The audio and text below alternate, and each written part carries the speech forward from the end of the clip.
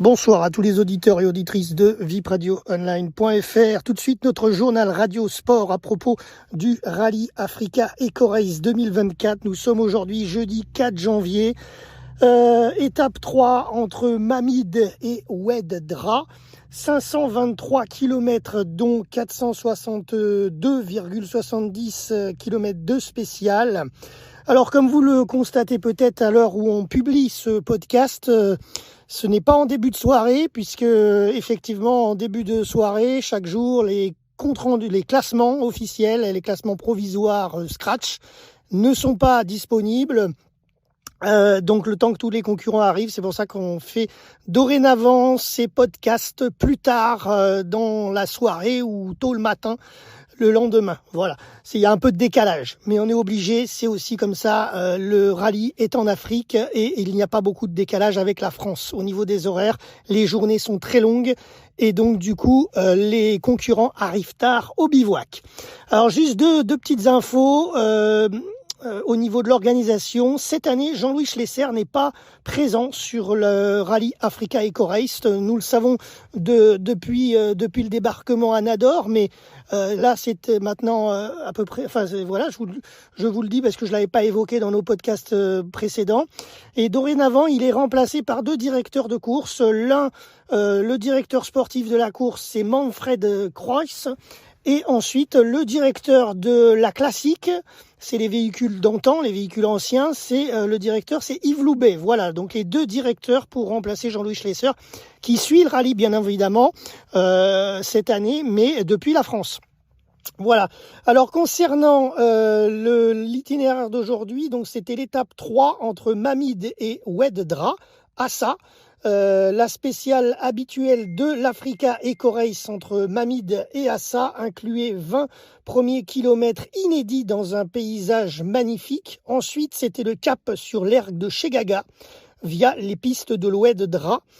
Cette portion de dune est un classique des rallyes au Maroc. La traversée de ce gros pâté de sable sur 40 km d'est en ouest a pu s'avérer très complexe.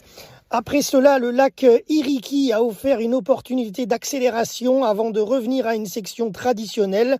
Malgré les contraintes géographiques entre l'Algérie d'un côté et une chaîne de montagnes de l'autre, l'équipe de reconnaissance a introduit des nouveautés pour éviter les portions empierrées. Et donc, le dernier secteur de l'étape 3 était assez roulant, mais exigeait une navigation attentive. Alors passons maintenant au classement auto, moto, camion et classique. Nous avons reçu le communiqué de presse du jour par l'Africa Eco Race. Donc au scratch moto, victoire pour l'Italien Alessandro Botturi qui avait le sourire à l'arrivée de la spéciale entre Mamid et Assa. Au guidon de sa 700 Ténéré, le double vainqueur de l'épreuve vient de remporter l'étape et de reprendre la seconde place du général à Paul Tarès, le second pilote officiel de Yamaha. Une belle opération pour le jovial italien qui devance donc son coéquipier de 1,29 sur le secteur chronométré au classement provisoire. Donc ça nous fait au scratch moto Alessandro Botturi premier devant Paul Tarès deuxième, troisième l'Italien Ceruti devant son compatriote Gritti qui est quatrième. Voilà, pardon. Donc 3 Italiens sur les 4 premières places. Le cinquième, c'est le Suisse Vaudan et le premier Français, c'est Fer à la 8e place. Concernant le général moto, donc Ceruti premier, devant Botturi deuxième, Tarès troisième, Gritti quatrième et cinquième, c'est Born du team Casteux. Alors on continue sur la catégorie auto SSV camion. Cette fois c'est à nouveau un SSV Apache qui s'est imposé sur cette 3e étape.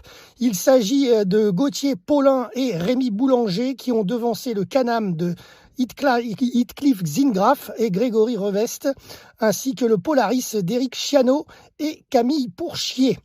Donc en scratch auto camion, et SSV, nous avons premier du jour Paulin le Français avec Boulanger, suivi par Zingraf et Revest à la 2e place, Chiano Pourchier à la 3e place, Oliveira à la 4e place et Vento à la 5e place. Concernant le classement général Automoto Camion et SSV, donc leadership pour Paulin Gauthier et Rémi Boulanger sur Apache qui tiennent le général, devant Zingraf et Revest, 2e, Enrichi et Bercé.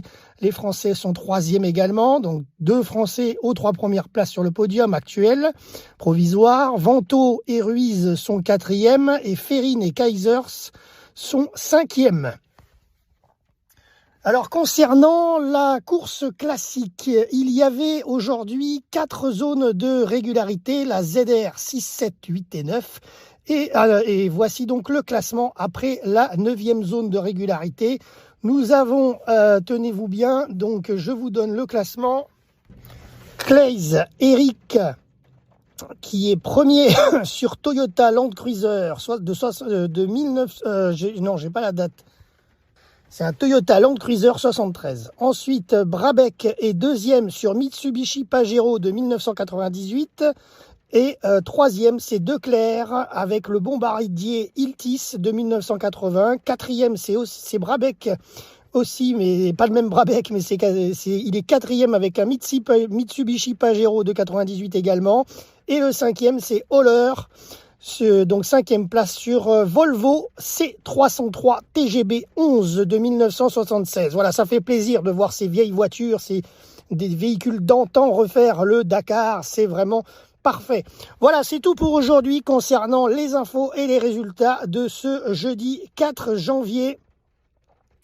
Merci à tous de nous avoir suivis et à demain pour un prochain débrief vendredi 5.